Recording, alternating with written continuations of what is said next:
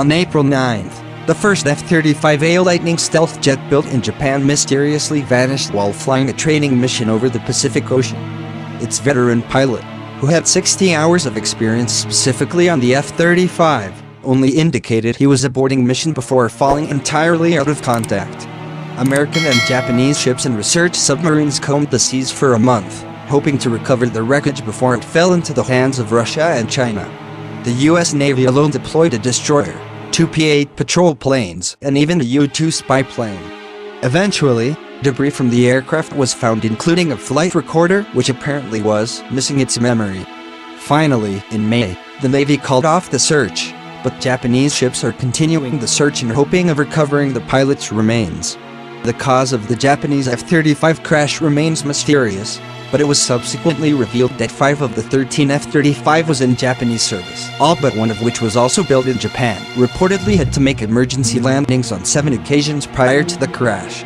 While one landing was caused by a false error report, Japanese Defense Minister Takeshi Ueda noted the others were caused by systems relating to fuel, hydraulics and other parts that were immediately replaced.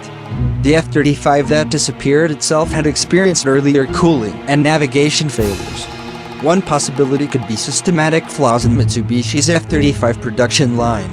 Another theory is that the F-35's historically troublesome onboard oxygen generating system, OBOX, caused the pilot to pass out from hypoxia, resulting in a loss of control.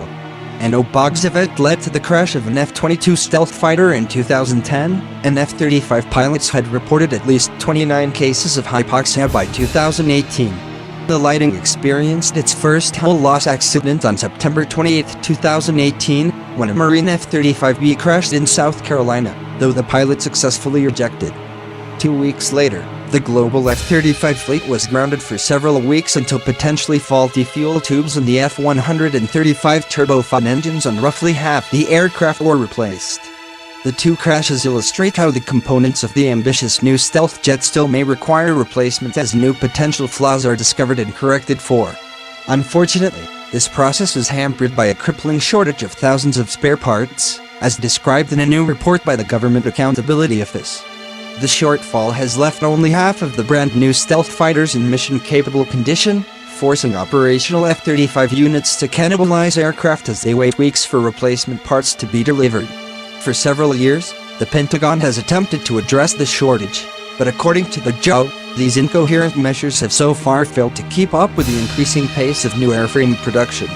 Alice in Wonderland. One contributing point of failure is the F-35's ground-based automated logistics and information system, ALICE, which is intended to help schedule F-35 maintenance and transmit requests for spare parts.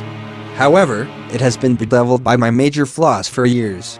The JO report notes that F-35 operators need to perform time-consuming, manual workarounds in order to manage and track spare parts, requiring over 45,000 hours of additional labor per year. These flaws are leading to missing or corrupted electronic spare parts data and the maintenance and supply systems within ALICE not communicating with each other.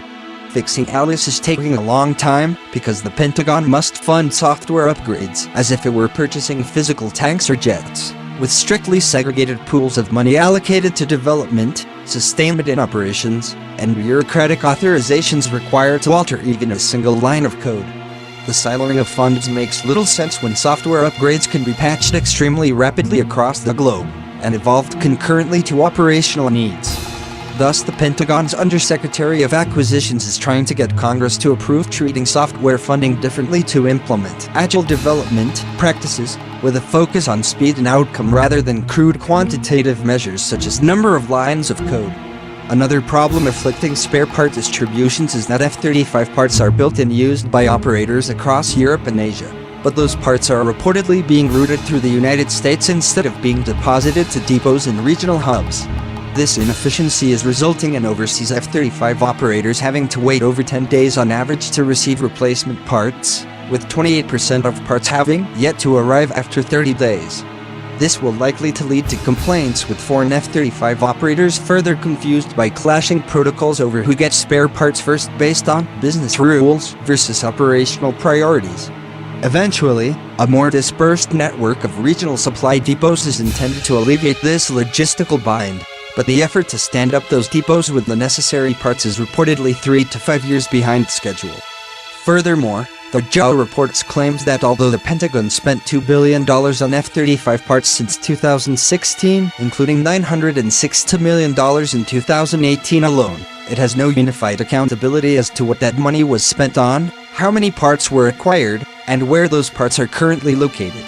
Only a single program official had been dedicated to parts accounting, and December 2018 a spare parts database had yet to be populated with any data.